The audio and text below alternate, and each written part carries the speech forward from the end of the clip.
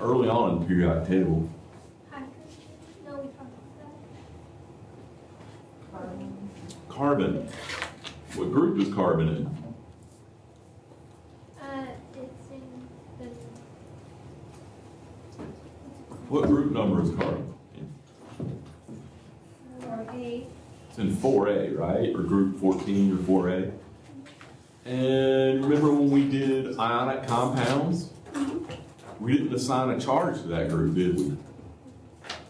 Because as I said, they have 4 valence electrons, and so they tend to not form ions because they can't decide, do I give up 4 or take 4?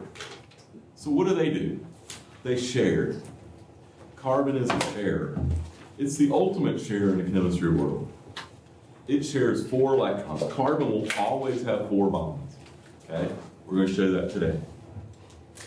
So this whole world of organic chemistry studies all the compounds that contain carbon, with the exception of carbonates, right? Remember carbonate or bicarbonate was one of our ionic polyatomic ions, okay? So we're not talking about that. We're talking about carbon that's bonded to other carbons normally and forms organic compounds. These are the compounds that make up compounds of life. If they come from living things, it would be called biochemistry normally. And we'll get to that, right? We're going to talk about sugars and proteins and lipids and fats and oils and all that kind of stuff too, okay? So you see we got a lot to do between now and the end of the semester. So, organic chemistry. Organic compounds, vegetable oil is an organic compound. Water is not. Water does not contain carbon. It contains oxygen and hydrogen. So, but the oil here is an organic compound. Organic compounds are made from carbon and hydrogen, always, okay? They may contain other elements like oxygen and sulfur, nitrogen, phosphorus, or even a halogen. These other elements like oxygen, nitrogen, sulfur, phosphorus, those are what change the chemistry of these compounds and make them behave differently, okay? We're going to start off today talking about the simplest ones. We'll talk about even some of the compounds that are in gasoline. Now, organic compounds are very common. Does anybody have with them any organic compounds? Anybody have any organic compounds with you right now?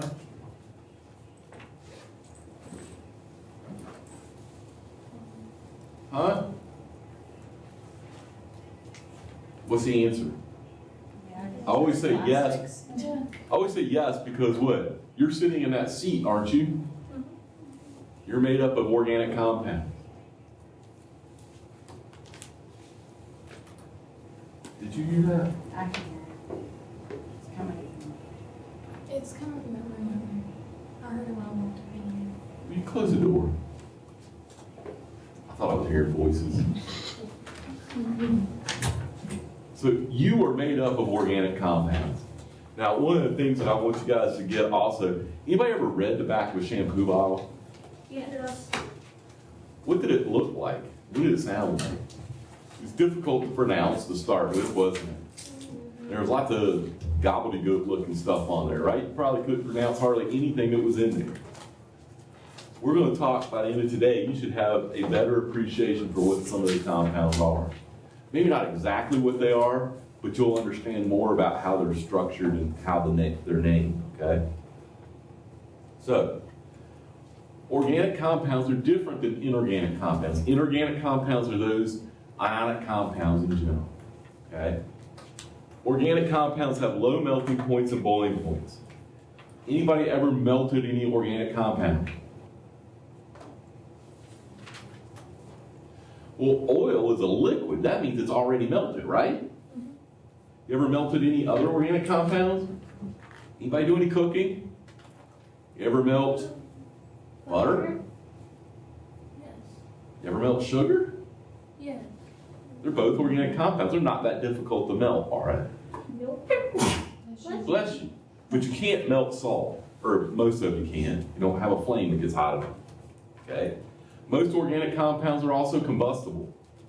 When they burn, they produce water and CO2. We talk about that when we did chemical reactions. And most organic compounds are not soluble in water. We'll talk more as we go on about why they're not soluble and that kind of stuff.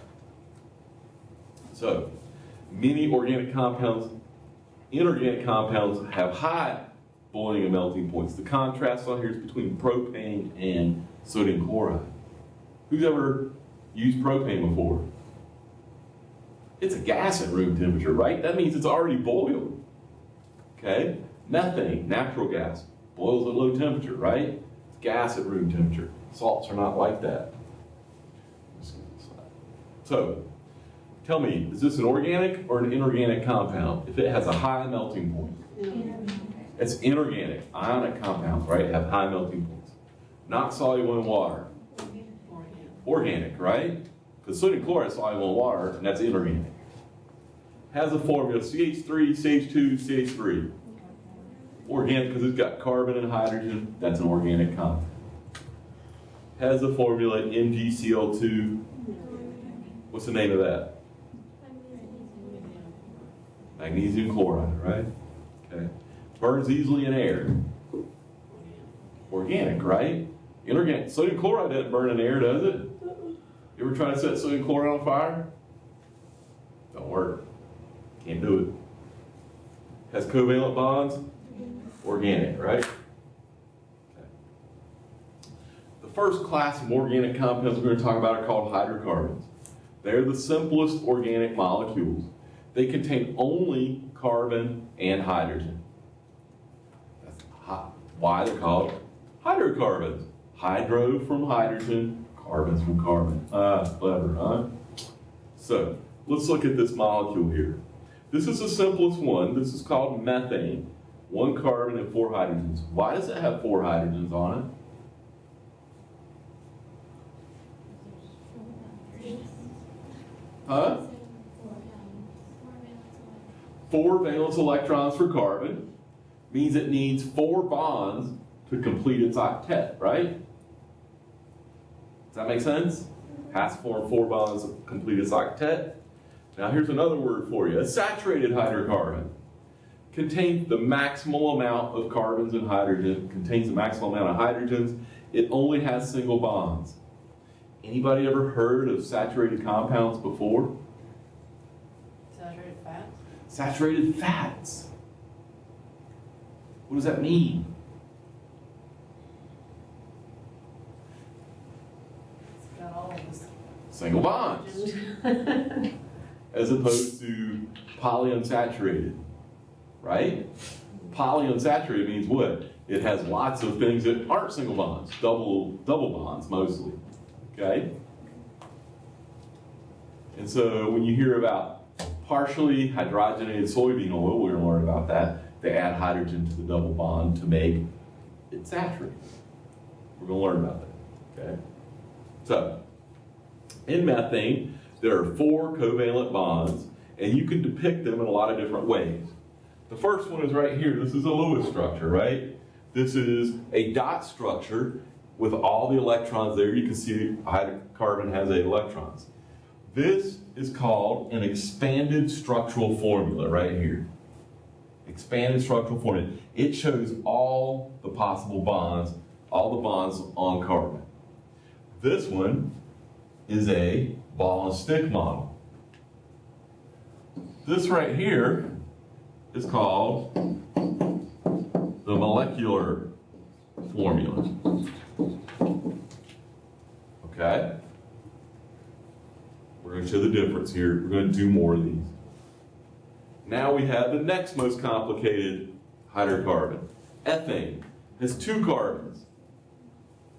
This, once again, is a molecular formula. There's another formula that's not on here. This is the expanded structural formula. It can also be written as